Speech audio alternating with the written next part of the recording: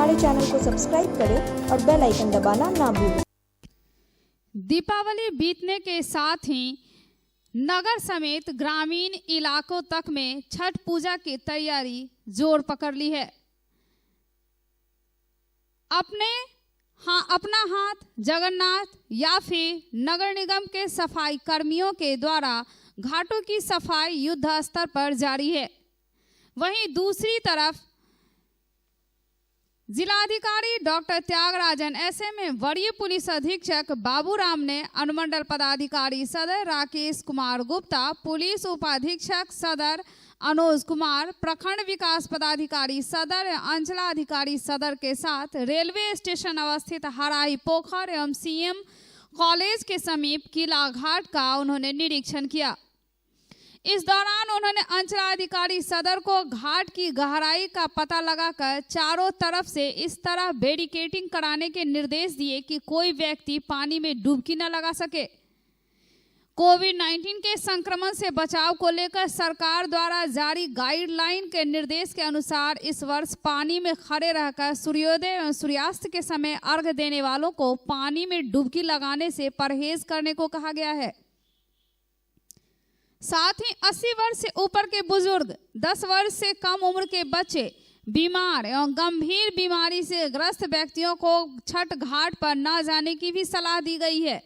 जिलाधिकारी द्वारा भी जिले के छठ व्रतियों से अपील की गई है कि वे यथासंभव अपने घर के समीप ही छठ घाट बनाकर छठ व्रत का आयोजन करें। निरीक्षण के दौरान जिलाधिकारी ने हराई पोखर एवं किला घाट पर कोविड-19 से बचाव, प्रकाश एवं सुरक्षा की व्यवस्था को लेकर भी उपस्थित अधिकारियों को कई निर्देश दिए। उन्होंने अंचलाधिकारी सदर को जिला प्रशासन द्वारा जारी सूचना का होर्डिंग्स सुगोचर स्तर पर लगवाने के निर्देश दिए। उन्होंने कहा कि बीते वर्ष में 2 दफे बाढ़ का दंश झेलने को मिला है और जिसके कारण नदियों में पानी का अभी भी जलस्तर काफी है और इससे खतरे की संभावना बन सकती है। हो सकता है कि ज़्यादा गहराई पानी होने से डूबने की भी संभावना बन सकती है। इसलिए नदी के बैरिकेडिंग कराकर ही छठ घाट वहां पे आयोजन किया जाए। जो भी घाट बना रहे हैं वह बहुत ही सुरक्षित, संयम तरीके से और डिस्टेंस का पूरी तरह से पालन करके ही इसका आयोजन करें। पोखर में भी यदि छठ घाट होता है तो पूरे तरह से कोविड-19 का पालन किया जाए। मालूम रहे कि मिथिला विश्वविद्यालय के छठ घाट, मिथिला विश्वविद्यालय के निकट जो कॉमर्स डिपार्टमेंट है वहाँ के पोखर का भी उन्होंने निरीक्षण किया और इस दौरान भी पानी के स्तर का भी निरीक्षण किया गया कि कितनी गहराई है, ताकि अगर छठ व्रती इस पानी में उतरती हैं तो उन्हें क्या दिक्कतें आ सकती हैं और इस हेतु पूरी तरह से सुरक्षा का पालन अपनाया जाए, बैरिकेडिंग की जाए ताकि इससे आगे सीमा पार कर छठ व्रती नहीं जाए। खासकर जो निर्देश जारी किया गया है उसके अनुसार छठ व्रतियों को यह सलाह दी गई है कि कोई भी छठ व्रती पानी में स्नान नहीं करेंगी, सिर्फ बस थोड़े पानी में खड़े होकर अर्घ देंगी, सूर्य भगवान को नमस्कार करेंगी। अब दरभंगा टाउन के लिए काफ़ी महत्वपूर्ण तालाब है। यहाँ पर सुरक्षा के दृष्टिकोण से, साफ सफाई के दृष्टिकोण से सभी तैयारियाँ समय पर सुनिश्चित करने के लिए निर्देश दिया गया है।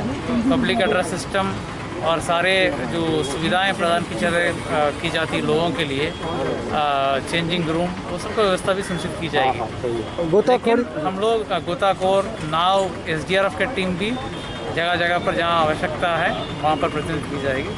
लेकिन हम लोग बार बार अनुरोध कर रहे हैं, सरकार का जो निर्देश है उस निर्देशन के आलोक में कोविड-19 के संक्रमण के रोकथाम के लिए लोग अपने घर में ही करें तो अच्छा रहेगा। उसके लिए हम लोग प्रेरित कर रहे हैं, प्रोत्साहित कर रहे हैं। हर जगह पर हम लोग मीटिंग करा करके भी बोलने के लिए सभी अधीनस्थ पदाधिकारियों को निर्देश दिए गए। सभी घाट पे बैरिकेडिंग तो की जा रही है, उसके अलावा सुरक्षा बलों को भी प्रतिनिधित्व किया जा रहा है और आवश्यकता अनुसार वॉच टावर की भी व्यवस्था रहेगी और नियंत्रण कक्ष में भी पुलिस पदाधिकारी पब्लिक एड्रेस सिस्टम के साथ मौजूद रहेंगे। तो ये नियंत्रण कक्ष कब से प्रक्रिया में आ जाएगा? नियंत्रण कक्ष एक दिन पहले से ही चालू हो जाएगा। और क्या कुछ व्यवस्था सुरक्षा के एतबार से करना है, किस तरह से सुरक्षा? वीडियोग्राफर, पुलिस पदाधिकारी ये लोग प्रतिनियुक्त रहेंगे और हमारे जो सीनियर पदाधिकारी हैं वो भी लगातार मूवमेंट करेंगे और ड्यूटी पे पुलिस पदाधिकारी को बलों को चेक करें। विभिन्न स्तरों पर छठ पूजा समितियों, मेला समितियों के साथ प्रशासनिक पदाधिकारियों द्वारा बैठक का आयोजन करने को कहा गया है। साथ में कोविड-19 के संक्रमण के विभिन्न पहलुओं एवं बढ़ती जाने वाली सावधानियों के संबंध में भी अवगत कराया जाना है और इसके तहत जिन तालाबों पर अर्घ्य की अनुमति दी गई है वहां कोविड-19 से संबंधित जागरूकता फैलाने की भी कार्रवाई की जानी होगी। इस हेतु आवश्यक प्रचार प्रसार सामग्री का उपयोग किया जाना चाहिए। साथ ही पब्लिक एड्रेस सिस्टम के माध्यम से भी जागरूकता उत्पन्न होगा। छठ पूजा के आयोजकों, कार्यकर्ताओं और उसमें संबंधित अन्य व्यक्तियों को स्थानीय प्रशासन द्वारा निर्धारित शर्तों का भी पालन करना होगा। छठ पूजा घाट पर अवसर स्पर्श की जाने वाली सतहों जैसे बैरिकेडिंग इत्यादि समय समय पर साफ एवं प्रभावी कीटनाशक से विसंक्रमित किए जाएंगे। आम जन को खतरनाक घाटों के बारे में समाचार माध्यम से सूचना दी जाएगी ताकि अधिक भीड़ भाड़ की स्थिति न बन सके। छठ पूजा घाट पर यत्र तत्र थूकना सर्वथा वर्जित होगा। तालाब में अर्घ्य देने के दौरान डुबकी न लेना। बैरिकेडिंग इस प्रकार की जाए कि लोग डुबकी ही न लगा सकें। छठ पूजा घाट पर बैठने या खड़े रहने की व्यवस्था इस तरह से की जाएगी ताकि पर्याप्त सामाजिक दूरी बनी रहे। 2 गज की दूरी का अनिवार्य रूप से पालन किया जाना चाहिए एवं मास्क का प्रयोग किया जाएगा। छठ पूजा घाट के आसपास खाद्य पदार्थ का स्टॉल नहीं लगेगा। कोई सामुदायिक भोज प्रसाद या भोग का वितरण नहीं होगा। इस अवसर पर किसी प्रकार के मेला, जागरण, सांस्कृतिक कार्यक्रम का आयोजन भी नहीं किया जाएगा। छठ पूजा के आयोजकों एवं प्रशासन द्वारा पर्याप्त सैनिटाइजर की व्यवस्था की जाएगी। छठ पूजा हेतु वाहनों के प्रयोग को यथासंभव विनियमित किए जाएंगे। जिला प्रशासन द्वारा आयोजकों के सहयोग से इस दिशा निर्देश का व्यापक प्रचार प्रसार करने को भी कहा गया है। जिला प्रशासन एवं पुलिस प्रशासन द्वारा छठ पूजा के दौरान स्थिति पर नियंत्रण हेतु आवश्यक संख्या में मजिस्ट्रेट एवं पुलिस पदाधिकारियों बल की प्रतिनियुक्ति की जाएगी। साथ ही NDRF, SDRF का भी आवश्यक सहयोग प्राप्त किया जाएगा।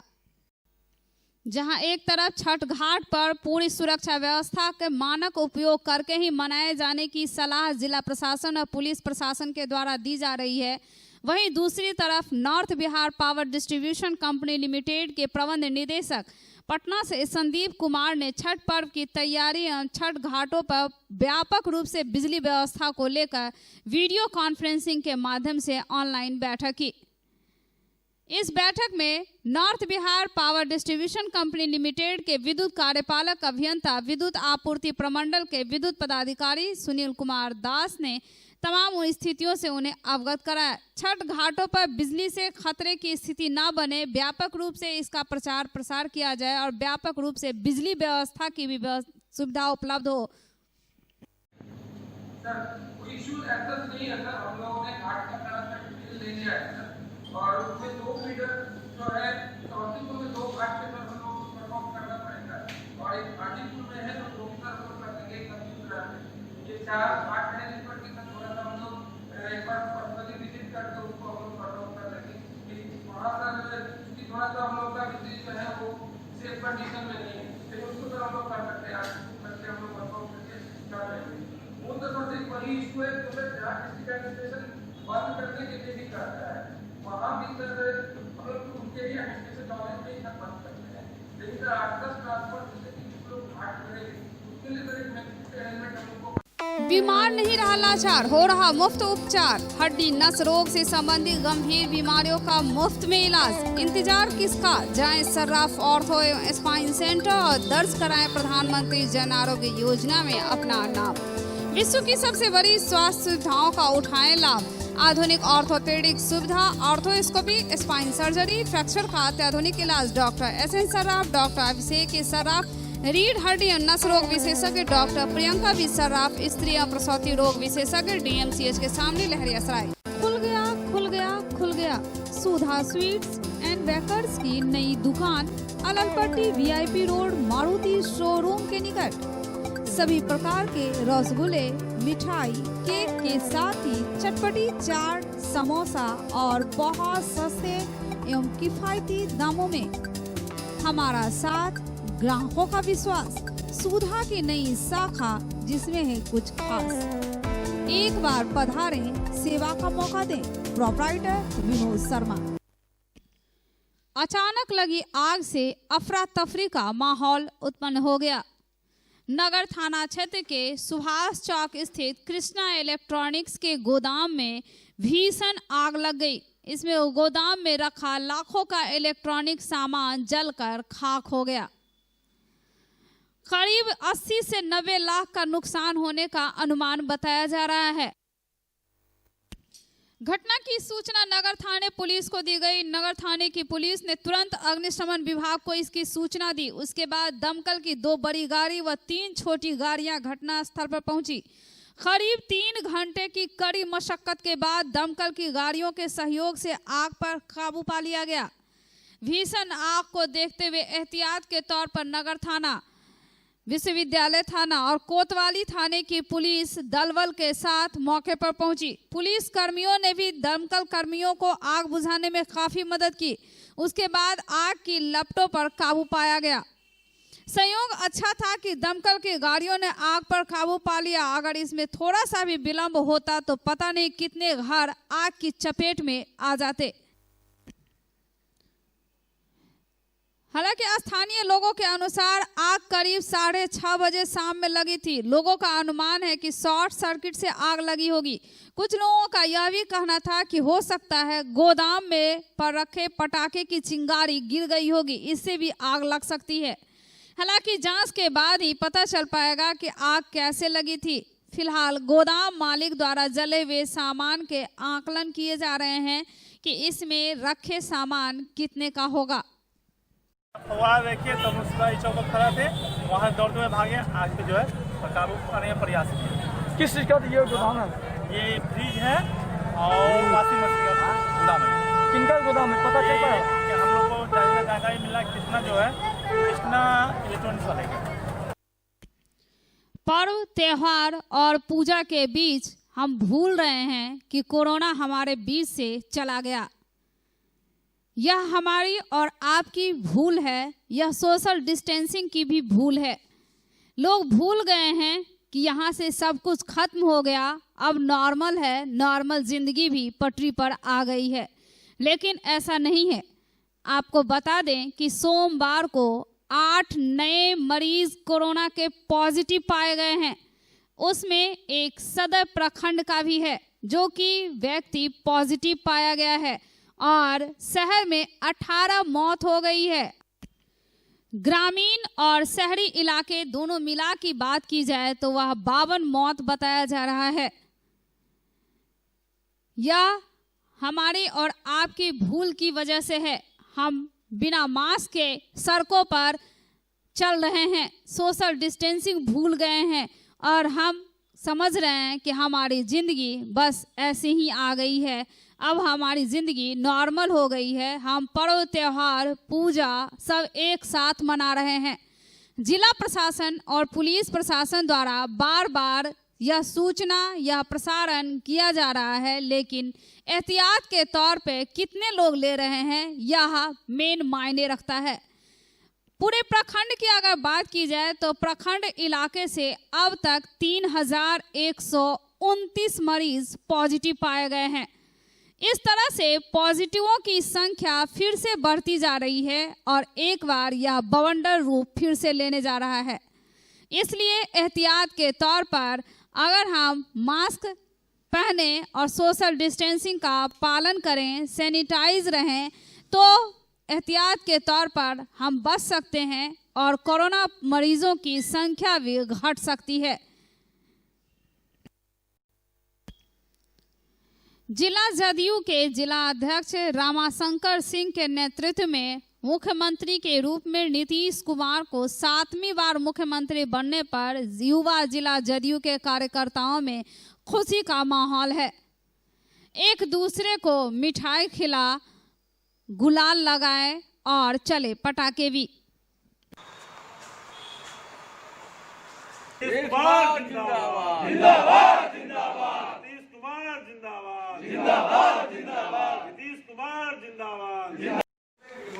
माननीय मुख्यमंत्री, बिहार के विकास पुरुष, आदरणीय नेता श्री नीतीश कुमार जी के 7वीं बार मुख्यमंत्री बनने की खुशी में युवा जनता दल यू के सभी क्रांतिकारी साथियों के द्वारा एक दूसरे को बधाई दिया गया एवं माननीय मुख्यमंत्री जी को पुनः युवा जदयू दरभंगा की ओर से बधाई दिया गया कि और आशा और विश्वास है कि माननीय मुख्यमंत्री जी के नेतृत्व में बिहार पुनः विकास की पथ पर अग्रसर होगा।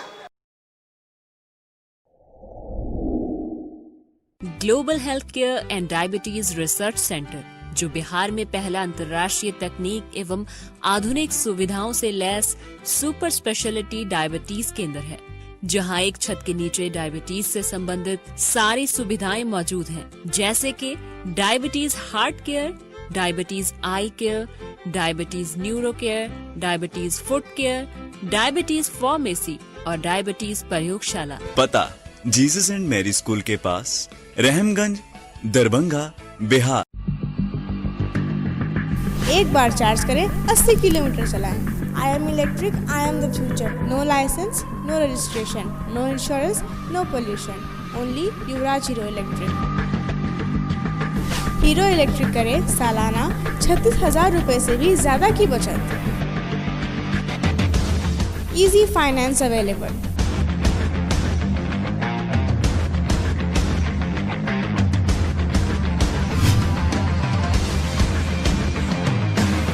हीरो इलेक्ट्रिक की बैग 37,000 से लेकर के 96,000 तक नई नई मॉडल उपलब्ध है। एक बार अवश्य पधारें।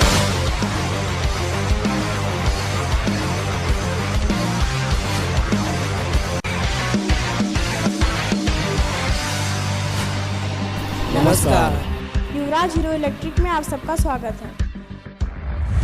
युवराज hero electric, Saidnagar, Ekmi road, Laheriya Sarai, Darbhanga. जाम से कराहता दरभंगा की यह तस्वीर मंगलवार की है, लोहिया चौक की है, जहां बड़ी गाड़ियों की कतारें लगी हुई हैं और छोटी गाड़ियां सरक रही है बड़ी गाड़ियों के पीछे।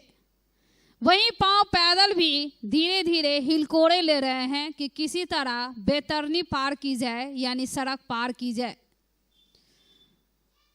जाम का एक विषय है कि बेतरतीब ढंग से गाड़ियों का परिवहन करना, नो एंट्री में गाड़ी चलाना और तीसरी शहर में यातायात नियम की धज्जियां उड़ाती यह तस्वीर, जहां की कोई नियम ही नहीं है।